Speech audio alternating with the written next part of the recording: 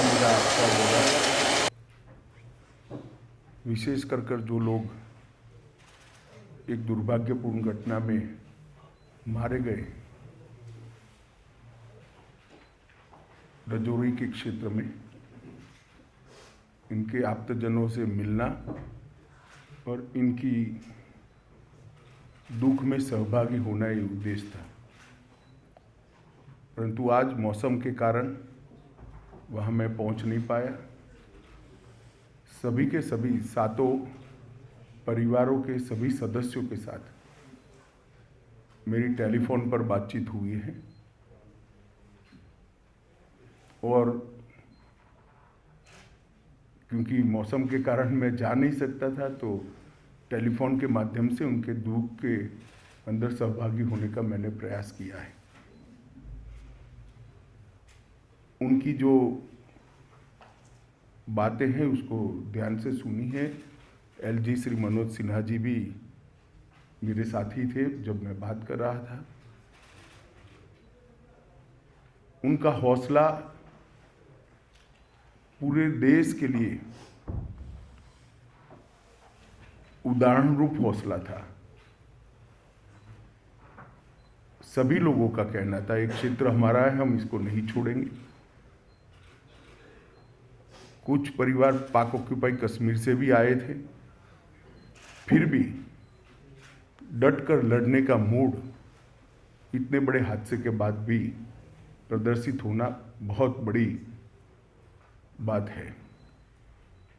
उसके बाद आज यहाँ पर सिक्योरिटी एजेंसीज के सभी पहलुओं पर और सभी प्रकार की जितनी भी एजेंसियां जम्मू कश्मीर के सुरक्षा के लिए जिनकी भूमिका है, वो सभी एजेंसियों के साथ विशेषकर जम्मू क्षेत्र के सुरक्षा के इंतजाम को लेकर एक डिटेल बैठक हुई है।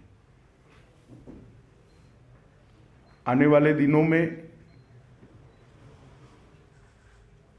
एक बहुत सुरक्षित ग्रिड बनाने के लिए भी यहाँ पर चर्चा हुई है।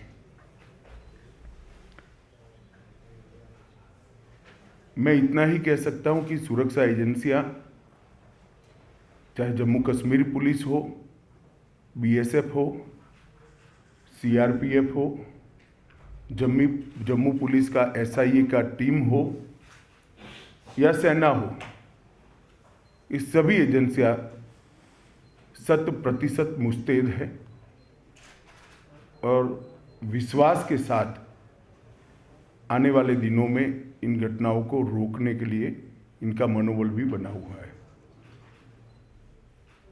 ये दोनों घटनाएं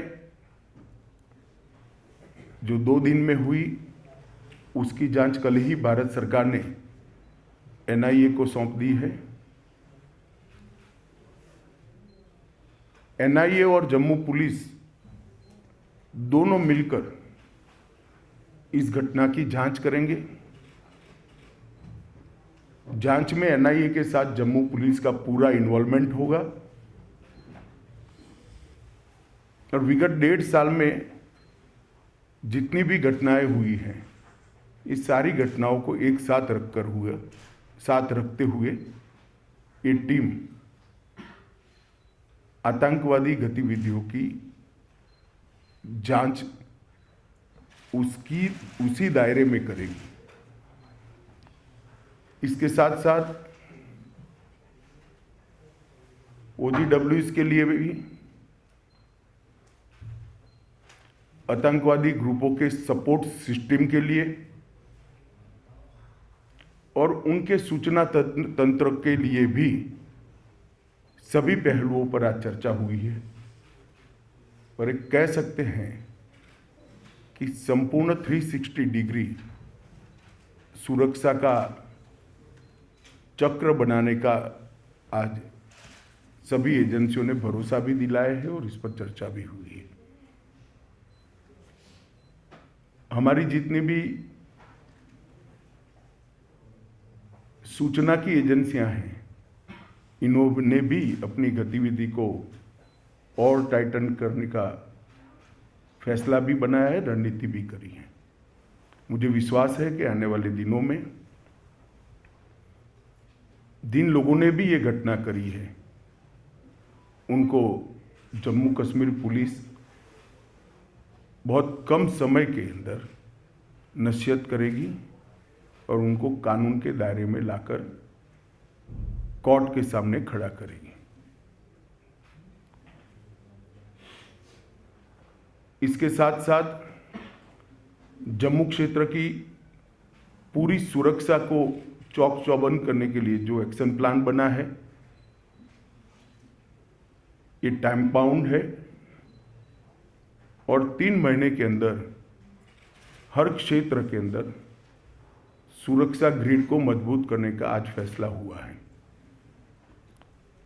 मैं जम्मू के नागरिकों को इतना भरोसा दिला सकता हूं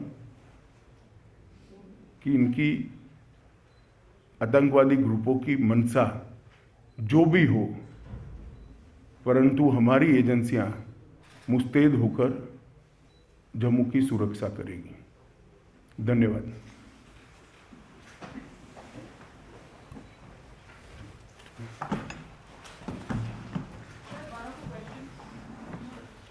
कोई पूछना चाहता है क्या? बता दीजिए। सर, आप जो ये बीडीसीज को जो स्ट्रेंथन कर रहे हैं, बीडीसीज को जो स्ट्रेंथन करने की बात हो रही है, आर्म्स ट्रेनिंग दे रही है सीआरपीएफ आर्मी, इसके पीछे मंशा क्या है? नहीं, इसको ये घटना के साथ मत जोड़िए। ये फैसला अगस्त अंत में लिया गया है। भारत सरकार ने अगस्त अंत में ही ये फैसला दिया था कि विलेज डिफेंस कमेटी को मजबूत किया जाएगा। सर, ड्रोन से हथियार गिराए जा रहे हैं, लगातार एक मेजर चैलेंज बना हुआ है। घाटी में भी हाइब्रिड टेररिज्म जो है वो एक नया पनप के आ रहा है, जहां पर टेररिस्ट का कोई उनका रिकॉर्ड नहीं है, लेकिन उन्हें हथियार देके आतंकी घटनाओं को अंजाम दिया जा रहा है। माइनॉरिटीज पे टारगेट किया जा रहा है, उनको मारा जा रहा है। तो सर, इसके सिलसिले में क्या क्या डिसीजन लिए गए, कुछ बता पाएंगे सर? स्पेशली ड्रोन का जो थ्रेट है उसे टैकल करना। सरदार जी, ये डिसीजन अगर मैं बता पाऊंगा तो उनके लिए क्या बचेगा भैया? क्या सवाल पूछ रहे हो आप? सर, जो विक्टिम फैमिलीज हैं कई आतंकी घटनाओं में जो शिकार होती हैं, जैसे राजौरी में भी हुआ, इसी तरह से पहले कश्मीर में भी टारगेट किलिंग से जो शिकार हुए, तो उनके लिए किस तरह से वो उनकी लाइफ बेटर हो पाए? क्योंकि राजौरी वाले इंसिडेंट में काफ़ी जो फैमिलीज हैं वो उनकी हालत भी ज़्यादा लो लेवल की है, तो उनके लिए क्या किया जाए? नहीं, हर स्तर पर, चाहे घाटी हो, चाहे जम्मू हो, चाहे राजौरी हो, चाहे पूंछ हो, चाहे साउथ कश्मीर हो, जो विक्टिम फैमिलीज है इसके साथ सरकार बिल्कुल मजबूती से खड़ी है। इसकी प्रस्तावित योजनाएं हैं और योजनाओं के ऊपर भी लेफ्टिनेंट गवर्नर को बहुत सारे अधिकार होते हैं। कई योजनाएं स्पेसिफिक किस्सों में अप्लाई नहीं होती है, कुछ मर्यादाएं आती है, तो लेफ्टिनेंट गवर्नर कैन डिसाइड। इसमें कोई कोताही नहीं बरती जाएगी। बड़े संवेदनशीलता से और सम्मान के साथ इनके परिवार की सभी चिंता की जाएगी। What is the security situation post these twin attacks in Rajouri and Poonch in Jammu and Kashmir? देखिए, अगर आप इस तरह से स्पेसिफिक पूछना चाहते हैं तो मैं इतना ही कह सकता हूं कि हमने पूरी व्यवस्था की है और सुरक्षा व्यवस्था चौक चौबंद है। एक घटना के आधार पर या कुछ आंकड़ों के आधार पर इसका मूल्यांकन नहीं हो सकता। मूल्यांकन करना है तो जब से जम्मू कश्मीर में टेररिज्म हुआ है, जन्म लिया टेररिज्म ने, तब से लेकर आज तक धारा 370 हटाने के बाद ये 3 साल में सबसे कम घटनाएं भी हुई है, सबसे कम मृत्यु भी हुई है। सर, पिछले 3 साल अब क्वेश्चन लास्ट, क्योंकि सर आपका पर्पस यही था कि राजौरी विक्टिम्स से मिलना, तो क्योंकि आप वेदर की वजह से नहीं मिल पाए, तो आप स्टे बैक करेंगे? ना, आज स्टे बैक नहीं करूंगा क्योंकि कल भी मौसम के हालात 3 दिन तक ठीक नहीं बताए जा रहे हैं, मगर मैं जरूर आऊंगा और उनको मिलूंगा। Thank you.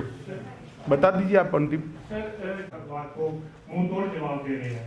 तो क्या ऐसा माना जाए कि आने वाले चंद सालों में आतंकवाद जो है वो जम्मू कश्मीर में इसका आखिरी पड़ाव है? हमारा प्रयास तो यही है और आंकड़े अगर आप देखेंगे तो इसी दिशा में जा रहे हैं। हमारे सुरक्षा बलों ने आतंकवाद को मुंह तोड़ जवाब दिया है और सभी दृष्टि से आतंकवादियों के हताहत होने की संख्या, नागरिकों को मरने की संख्या, तो आतंकवादियों को हताहत होने की संख्या बढ़ी है, नागरिकों के मरने की संख्या कम हुई है।